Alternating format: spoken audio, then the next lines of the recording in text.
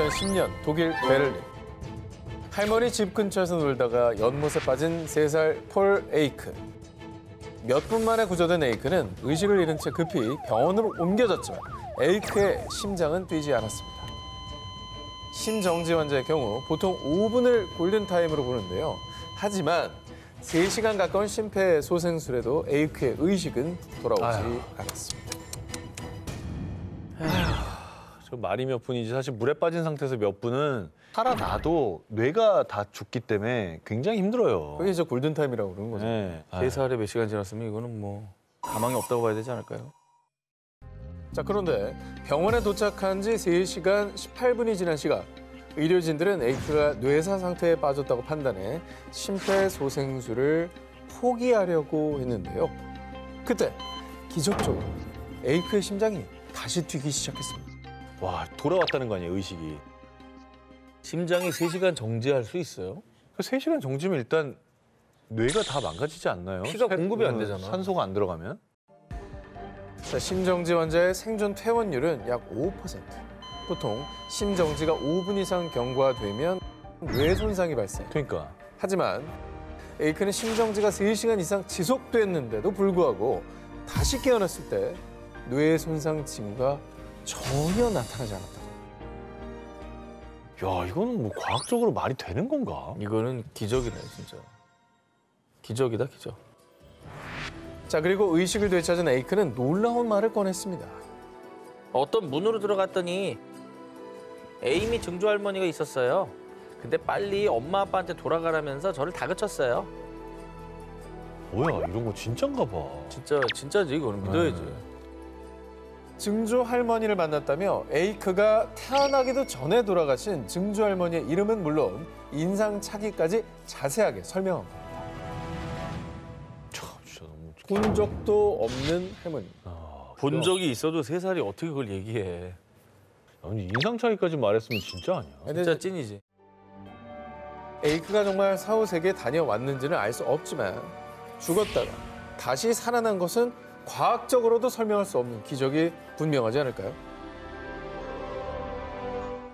2018년 미국 엘라베마주 13세 소년 트렌턴 맥킨리는 타고 있던 트레일러 차량이 전복되면서 아이고. 두개골 7군데 골절을 입으며 크게 다쳤습니다. 살아날 가능성이 거의 없습니다. 깨어난다 해도 정상적인 생활은 불가능할 겁니다. 결국 의식을 찾지 못한 맥킨리는 의사로부터 사실상 사망 판정이나 다름없는 뇌사 진단을 받았습니다. 어린아이인데. 절망적인 소식에 맥킨리의 부모는 시름에 빠졌습니다. 그러다 숭고한 결심을 하게 됩니다. 비록 아들은 살 가망이 거의 없지만 아들의 장기를 기증해서 5명의 생명을 살리기도 한 거죠. 쉽지 않지만. 아이가 아픈 게 어떤 건지를 너무 잘 아는 분이니까 내 아이는 가망이 없다면 다른 집 아이들이라도 살리겠다 이렇게 생각하신 것 같아요. 위대한 열정이죠. 그렇게 맥킨리의 이식 수술을 앞둔 하루 전 어려운 결정을 내려주셔서 감사합니다. 내일 이식 수술 전 생명 유지 장치를 떼일 예정이니 마음의 준비를 하세요. 그런데 말입니다. 정말 놀랍게도 맥킨리에게 기적이 일어났습니다. 갑자기 맥킨리의 뇌가 정상적으로 활동하기 시작한 건데요. 자가 호흡을 하는 건 물론이고 의식을 되찾으며 더듬더듬 조금씩 말까지 시작했습니다. 뭐가 살아났네? 의사들이 뇌사 판정을 한 거잖아요. 이건 되게 과학적으로 판정한 걸 텐데. 자, 그런데 의식을 회복한 맥킨리는요. 트레일러가 내 머리 위로 떨어진 이후로 아무것도 기억나지 않아요. 그런데 하나 확실한 건 넓은 들판에 제가 똑바로 서 있었어요. 아마도 그곳이 천국이었던 것 같아요. 그다음에 의식을 잃은 동안 천국에 다녀왔다고 했습니다. 맥킨리는 두개골 일부를 다시 연결하는 수술을 몇 번 더 받아야 했지만 빠른 속도로 건강을 회복할 수 있었습니다. 장기 기증 직전 죽음에서 살아 돌아온 소년. 과연 그가 서 있었다는 들판은 정말 천국이었을까요? 1942년 4월 미국 셰넌도어 국립공원. 20대 남성 로이 설리번은 공원 경비원으로 근무 중이었습니다. 그런데 거센 태풍이 몰아치더니 설리번이 근무 중이던 망대에 떨어진 벼락. 불이잖아. 빨리 망대 밖으로 도망쳐야겠어. 그런데 그 순간 도망가는 설리번에게 내리친 벼락. 아유. 이 사고로 인해 설리번은 오른쪽 엄지 발가락을 절단해야 했습니다. 미 국립낭뢰안전연구원에 따르면 미국에서 한 해 동안 벼락에 맞을 확률은 138만 5,281분의 1. 아주 희귀한데요. 그래서 그는 전 세계에서 운이 가장 좋은 남자로 불리기도 했습니다. 보통 벼락을 맞으면 죽는다고 생각할 텐데. 그럼요. 제일 재수가 없는 사람이자 제일 재수가 좋은 사람이네요. 그러니까. 자, 그런데 말입니다. 설리번이 벼락을 맞은 게 이때 한 번뿐이 아니라면 믿으시겠습니까? 30여 년의 세월이 흘러 1969년 설리번은 출근 도중 자동차에 내리친 벼락을 맞고 기절. 그리고 불과 1년 뒤 집 앞마당에서 또다시 세 번째 벼락을 맞은 겁니다. 위험천만한 벼락 사고를 3번이나 당했지만 천만다행으로 설리번은 극적으로 목숨은 건졌습니다. 다 살았어? 다 살았어요. 아이고. 그런데 말입니다. 또 맞았어? 또 맞았어? 1972년 네 번째 벼락 맞은 설리번, 1973년 5번째 벼락 맞은 설리번. 이 네 번째 벼락은 근무 중이던 설리번의 모자에, 5번째 벼락은 역시 근무 중이던 설리번의 왼팔에 떨어졌습니다. 저분 혹시 피레침 갖고 다니세요? 근데 이 정도면은 오늘 좀 맞을 때가 됐는데 이러겠다. 이거 요즘에 좀 뜸하네. 뭐하냐? 아직도 끝이 아니에요. 네. 아직도 끝이 아니야? 1976년 근무 중 문득 하늘을 본 설리번은요. 또 봐. 저 구름 불길한데 벼락이 내리칠 것 같아. 얼른 가자. 불길함을 느끼고 도망치려 했지만 구름이 자신을 따라오는 것 같더니 결국 그 6번째 벼락을 맞은 설리번. 그리고 1년 뒤인 1977년. 에이. 진짜 난 이런 반응이 나올 수 있다고 생각해요. 이거는 진실 혹은 거짓 가면 거짓이야. 저 모자 지금 벼락 맞고 구멍 났잖아요. 아니 피레침이야? 이 정도면 공원 그만두셔야 되는 거 아닙니까? 어디 저 안전한 실내로 들어가셔야 돼요. 실내라고 안전하겠습니까? 아니 그래서 이분이 공원 경비원을 은퇴를 합니다. 네. 1977년 이번엔 낚시터에서 낚시 왜 하세요? 7번째 벼락을 맞았습니다. 낚시는 끌어당겨요, 선생님. 벼락이 그의 머리를 관통. 안타깝게도 설리번은 이 사고로 한쪽 청각을 잃게 됐지만 이번에도 다행히 목숨은 건질 수 있었는데요. 엑스레이. 자그마치 7번이나 벼락을 맞으며 죽을 고비를 넘긴 설리번. 이 믿기 힘든 실화에 그는 전 세계에서 벼락을 가장 많이 맞은 남자로 기네스북에 등재됐습니다. 자, 지난 2월 태국으로 여행을 온 마이크 일행. 파타야의 낙원을 만끽하며 스릴 만점 번지 점프를 즐기기 위해 번지 점프대에 올랐습니다. 아 번지. 오오오. 아우 지겨워. 무너졌다. 뭐야 이게? 근데 저래서 못한다니까 저거를. 번지 점프대의 높이는 약 30m. 아파트 12층 높이에 달하는 곳에서 뛰어내렸는데요. 유일한 안전장치인 그 밧줄이 또 끊어진 상황입니다. 정말 끔찍하게도 마이크는 그대로 추락하고 말았습니다. 마이크가 추락하는 순간 지켜보던 사람들은 대형 사고를 예상, 마이크의 죽음을 직감했는데요. 직감을 할 수밖에 없지. 저거는 뭐 어떻게 살아. 자, 그런데 30m 번지 점프대에서 추락한 마이크는 정말 기적처럼 생존했습니다. 번지 점프 도중 추락한 마이크가 생존할 수 있었던 이유 첫 번째. 자, 만약에 추락한 지면이 그냥 콘크리트 바닥이었다면 마이크는 직사했을 겁니다. 그러나 마이크가 콘크리트 같은 맨바닥이 아닌 그나마 물에 떨어졌기 때문에 충격이 완화되어 생존할 수가 있었는데요. 그리고 생존의 두 번째 이유. 만약 번지 점프대 높이인 30m 높이에서 그대로 밧줄이 끊어졌다면 끝났지. 마이크는 추락할 때 가속도가 붙기 때문에 더 큰 충격을 받아 생존 가능성이 희박했을 겁니다. 하지만 불행 중 다행으로 추락 직전 수면과 5m 정도 남은 상태에서 밧줄이 끊어졌기 때문에 이 역시 충격이 완화돼 생존.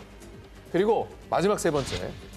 정말 다행히도 마이크는 수영을 할 수가 있었습니다. 자, 추락 직후 두 발이 묶인 상태로 간신히 헤엄쳐 나온 마이크. 발도 묶였구나. 발이 묶여 있구나. 저 사람 죽을 때까지 다 두 번 다시 번지 점프 안 하겠다. 하늘에서 두 번째 인생을 준 거야. 저거는. 천신만고 끝에 모든 불운을 견뎌내고 살아남은 자. 하지만 번지 점프가 스릴을 즐기는 레저 스포츠이긴 해도 생명과 직결된 만큼 모두가 더 안전에 안전을 기해야 할 겁니다. 지난 2022년 4월 러시아 우크라이나 전쟁으로 쉴 새 없이 폭격과 총탄이 날아들던 전쟁터. 그 급박한 상황에서 참호 안에 숨어 있었던 우크라이나 군인들이 있었는데요. 쉼 없이 빗발치는 총탄에 결국 한 군인이 쓰러졌습니다. 총에 맞아 쓰러지는 순간 동료들은 그의 죽음을 직감했는데 너무나 이상하게도 총에 맞은 군인의 몸에선 피 한 방울도 나지 않았습니다. 에? 뭐야? 방탄복이었나? 방탄복이요. 갑자기 뭘 꺼내죠? 보십시오. 핸드폰? 핸드폰이네. 핸드폰 안에 지금 총알 박힌 거예요? 바뀐 거야. 자, 지난주에 감동을 또 이어볼까요? K 휴대폰입니다. K 휴대폰은 단단합니다. K 휴대폰은 총알도 막아줘요.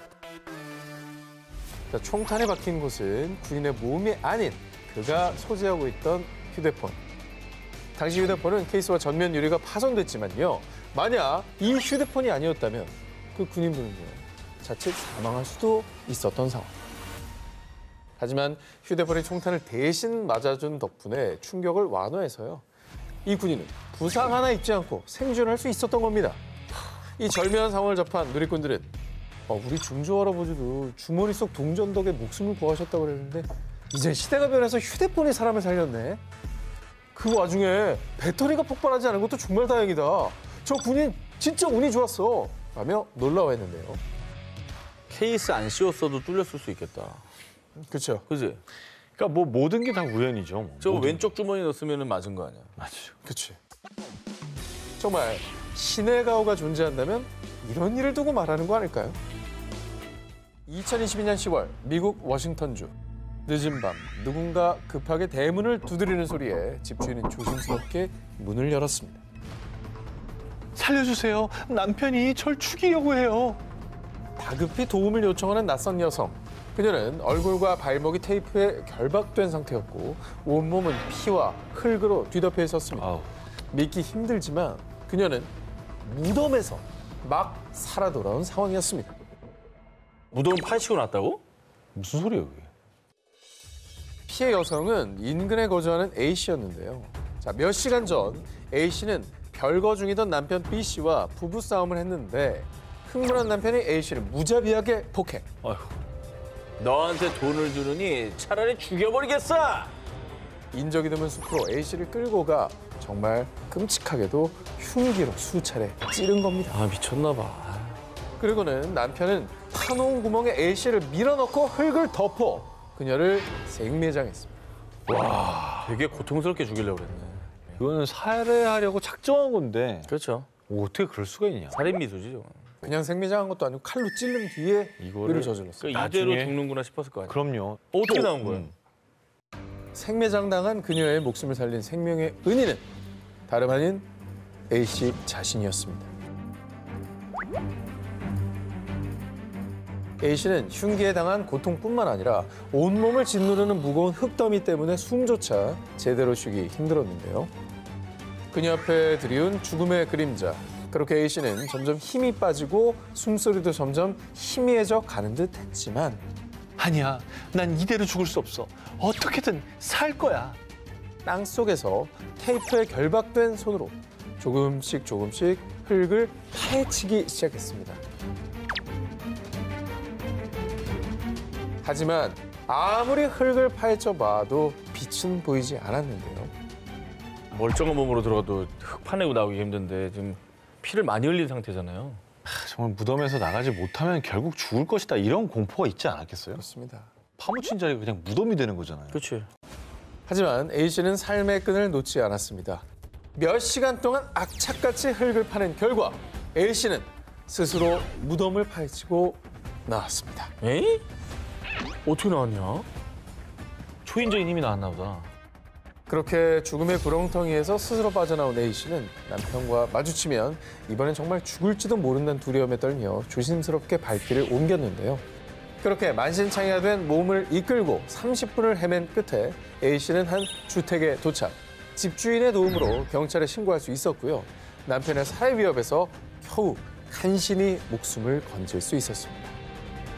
일단 뭐 무덤에서 빠져나왔지만 사실 이 남편과 만약에 마주친다면 끝이죠. 그 공포가 아직 남아있을 것 같고 뭐 도망갈 힘도 없었을 것 같고 그렇거든요. 힘 남아있던 것도 없어지겠지. 뭐 끝났구나 이제. 응. 신고를 받은 경찰은 얼마 뒤 무덤 근처에서 서성이던 남편을 체포. 현재 재판이 진행 중인데요. 극적으로 목숨은 건졌지만 안타깝게도 A씨는 여전히 그 죽음의 공포에서 벗어나지 못하고 있다고 합니다. 영화의 한 장면이 아닙니다. 실제 상황 보여드립니다. 낙하산? 최악이다, 최악. 낙하산 안 펴지죠? 아, 말렸어. 낙하산이 말렸어. 저 그대로 말렸어. 아, 어떡해. 노답입니다. 얼마나 당황했겠습니까? 말이 안 되지. 저 지금 낙하산 다 꼬인 거 보이죠? 다 꼬였어요. 저게 그냥 몇 초 상관으로 바로 저렇게 돼버리는구나.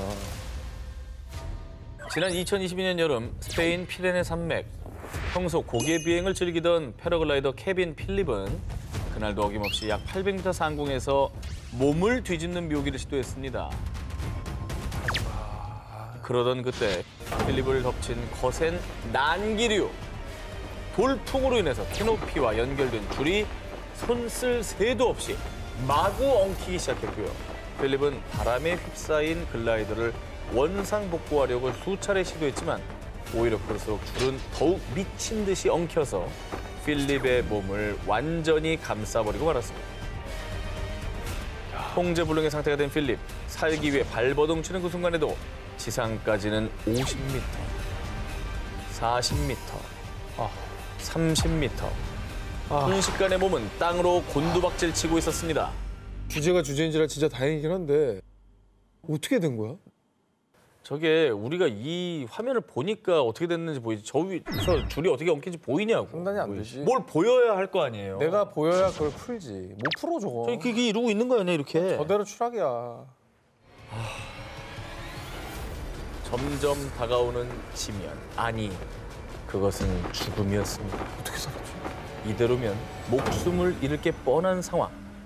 맞춰보세요. 어떻게 살았을까요? 어떻게 살았지? 아!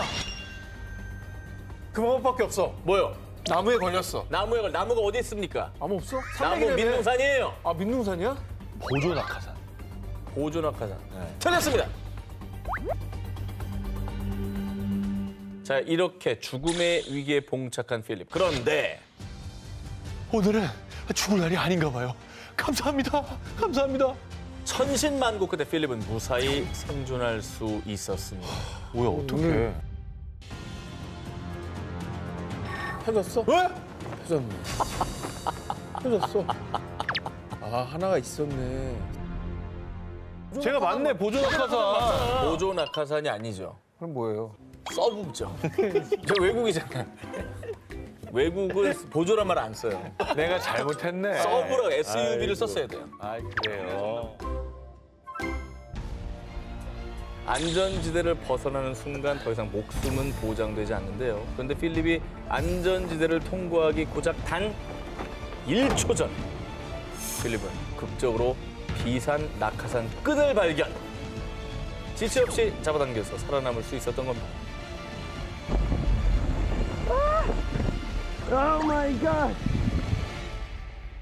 사실 저게 무서워서 전 아직도 패러글라이딩 한 번도 못 해봤어요. 나도 안 해요. 다치긴 했을 거예요, 분명히. 그죠? 당연히. 야 근데 어쨌거나 천운이지. 그럼 1초 뒤에 발견했으면 이미 이 세상 사람 아닙니다. 그러니까. 생사를 결정한 단 1초. 정말 천운으로 목숨을 건질 수 있었지만요. 여러분, 인생은 영화가 아닙니다. 위험은 한순간, 목숨은 하나. 뭐든 안전하게 즐깁시다.